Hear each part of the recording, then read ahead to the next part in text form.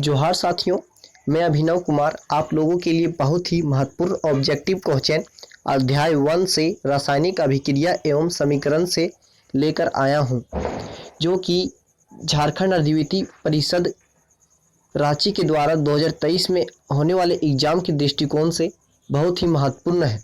जितने भी विद्यार्थी आगामी परीक्षा की तैयारी कर रहे हैं वे विद्यार्थी इस वीडियो को जरूर देखें। चलिए दोस्तों, आगे की वीडियो को शुरुआत करते हैं। हमारा पहला प्रश्न है, रासायनिक किसी अभिक्रिया में भाग लेने वाले पदार्थ को कहा जाता है। तो आपका आंसर क्या होगा? अभिकारक। यहाँ से आपको दो तरह के और प्रश्न देखने को मिल सकते हैं। पहला प्रश्न यह होगा कि रासायनिक अभिक्रिया के फलस्वरूप कौन से पदार्थ की निर्माण होती है। तो आपका आंसर होगा उत्पाद। दूसरा प्रश्न यह हो सकता है कि रासायनिक अभिक्रिया की दर को बढ़ाने वाले पदार्थ को क्या कहा जाता है। तो आपका आंसर होगा उत्प्रेरक। चलिए दोस्तों, अगला प्रश्न देखते हैं।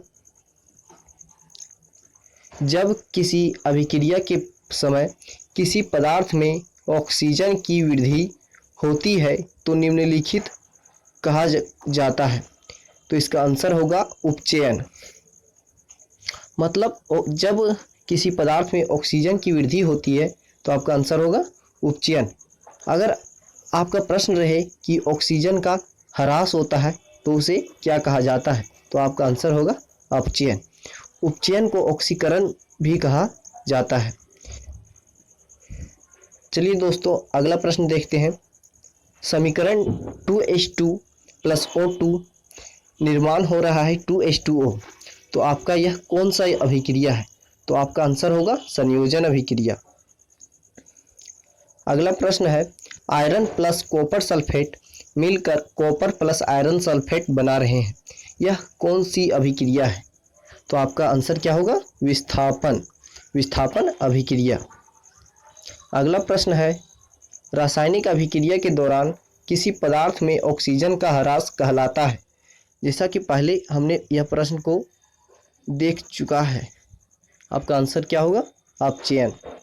हमारा अगला प्रश्न है, AB एक पदार्थ है जिससे निर्माण हो रहा है पहला पदार्थ A और दूसरा पदार्थ B, यह कौन सी अभिक्रिया है? तो आपका आंसर क्या होगा? वियोजन अभिक्रिया। इस तरह के प्रश्न आपको एग्जाम में देखने को मिल सकते हैं। अगला प्रश्न है, नीचे दी गई अभिक्रिया के संबंध में कौन सा कथन सत्य है? जिंक ऑक्साइड प्लस कार्बन निर्माण हो रहा है जिंक प्लस कार्बन मोनोऑक्साइड। आपका आंसर क्या होगा? कार्बन उपचयित हो रहा है। इसका मतलब हुआ कि कार्बन में ऑक्सीजन की वृद्धि हो रही है। जिस पदार्थ में ऑक्सीजन की वृद्धि होगी उस पदार्थ को उपचयित पदार्थ कहा जाता है। अर्थात यहाँ पे कार्बन एक उपचयित पदार्थ है। हमारा अगला प्रश्न है, सोडियम सल्फेट बेरिलियम क्लोराइड से मिलकर बेरियम सल्फेट तथा सोडियम क्लोराइड बना रहे हैं। आपका यह कौन सा अभिक्रिया है? तो आंसर होगा द्विविस्थापन अभिक्रिया। आंसर क्या होगा? द्विविस्थापन अभिक्रिया। हमारा अगला प्रश्न है, जब मैग्नीशियम फीता को जलाया जाता है तो उत्पन्न आग की लौ होती है। आपका आंसर होगा चमकीली उजला।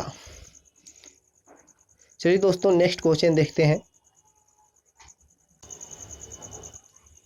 हमारा प्रश्न है, श्वसन किस प्रकार की रासायनिक अभिक्रिया है? तो आपका आंसर क्या होगा? ऊष्माक्षेपी। हमारा अगला प्रश्न है, खाना बनाने में प्रयुक्त द्रवीकृत पेट्रोलियम गैस का प्रमुख अवयव है। आपका आंसर होगा ब्यूटेन। अगला प्रश्न है, शरीर में भोजन का पचना किस प्रकार की अभिक्रिया है?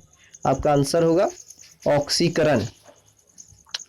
अगला प्रश्न, अभिक्रिया लेड ऑक्साइड प्लस कार्बन मिलकर लेड प्लस कार्बन डाइऑक्साइड बना रहे हैं। इसमें लेड ऑक्साइड का क्या हो रहा है? तो आपका आंसर होगा लेड ऑक्साइड का अवकरण हो रहा है। मतलब लेड ऑक्साइड से ऑक्सीजन का ह्रास हो रहा है।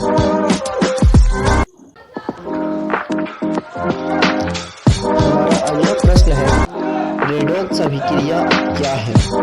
आपका आंसर होगा ऑक्सीकरण और अवकरण जब साथ साथ हो तो उसे रेडॉक्स अभिक्रिया कहा जाता है। अगले प्रश्न की ओर हम बढ़ते हैं। आपका प्रश्न है सिल्वर क्लोराइड का रंग क्या है? आंसर होगा श्वेत। हमारा अगला प्रश्न है जस्ता तथा तनु हाइड्रोक्लोरिक अम्ल की अभिक्रिया के फलस्वरूप निम्न में से कौन सा गैस बनता है? मतलब जब धातु हाइड्रोक्लोरिक अम्ल के साथ मिलती है तो कौन सी गैस निकलती है? आपका आंसर होगा हाइड्रोजन गैस। चलिए दोस्तों अगला प्रश्न देखते हैं अवक्षेपण अभिक्रिया से किस प्रकार का लवण प्राप्त होता है? आपका आंसर होगा आइलय। अगला प्रश्न है लोहा को जिंक से लेपित करने की क्रिया को कहते हैं। आपका आंसर क्या होगा? गैल्वेनीकरण। और अगला प्रश्न है रासायनिक समीकरण में जलीय विलयन को किस प्रतीक द्वारा दर्शाया जाता है? तो जलीय विलयन को AQ के द्वारा दर्शाया जाता है, मतलब प्लस। अगर प्रश्न दे कि ठोस अवस्था को किस रूप में दर्शाया जाता है तो आंसर होता S। अगर बोला जाता गैस अवस्था को किस प्रतीक से दर्शाया जाता है तो आंसर होता G। चलिए दोस्तों आगे की ओर हम बढ़ते हैं। हमारा लास्ट प्रश्न है किसी ताज़ा तेल को बहुत दिनों तक सुरक्षित रखने के लिए निम्नलिखित में किस गैस का उपयोग किया जा सकता है? तो आपका आंसर होगा नाइट्रोजन गैस। आपका इस तरह का भी प्रश्न रह सकता है चिप्स की थैली में कौन सी गैस भरी होती है? तो आपका आंसर होगा नाइट्रोजन गैस। इसी तरह के और भी वीडियो पाने के लिए